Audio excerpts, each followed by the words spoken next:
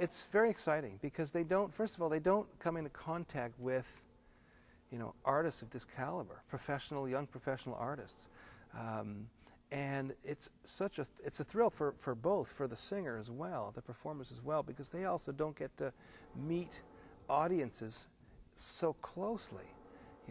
Oftentimes you walk on stage, there's a proscenium arch, and the audience is miles from you. You sing, you leave the stage, you have a little reception where you meet all the donors, and you go home, and you don't really get a chance to meet the people who you're entertaining. And there's a wonderful relationship between the community and the artists. The artists love coming here. It's amazing to me.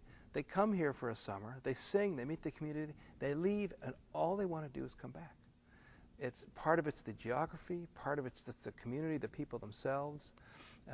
The community, now that we've been doing this for a few years, look forward to meeting these artists. They can't wait to see them. In fact, all the teenage girls want to know, what are the young singer, what are the young ROA boys, what are they going to be like? Are they going to be cute?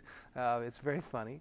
But there's a tremendous anticipation that the community has for these singers.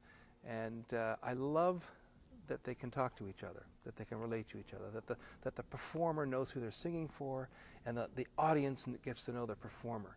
And what happens in the concert hall is quite beautiful as they open up to each other. It's a really remarkable thing. When you know someone and you have a connection to someone, when you see them on stage, there's an intimacy that develops. And I think a great example is the Bergonzi Quartet. And this string quartet's been a part of this festival for 15 years now. And they're a very important part of the festival. But one of the reasons why they're so important is they're so involved in the communities. People know them. Walking down the street, they say hello, and people know them. And they get excited about their visit once a year, and they go into the concert hall, and you know these people. And there's an intimacy that's developed, and a trust that's developed that's very beautiful. And nothing can replace that. And everybody gets excited, and we all go see our friends. And I think that's one thing about this festival that's unique, in fact, is that the artists, and the artists I like to bring here, I bring people that are going to be comfortable in a community, being close to people. Had a wonderful experience last summer. We brought Louis Nagel up, a terrific pianist from the University of Michigan. And I've never seen this before. Before the concerts, he's not backstage preparing to go on stage. He was out in the audience. He was literally just wandering around chatting with people.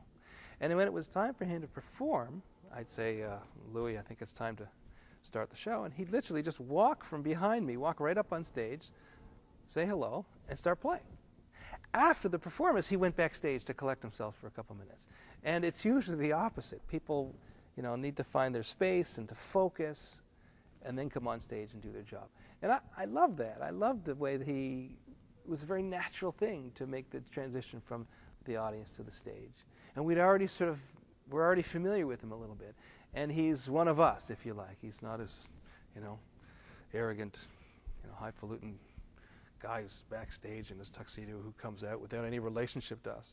And I'd really like to bring artists here who are very personable. It's a very particular kind of artist. Not everybody would be right for the community.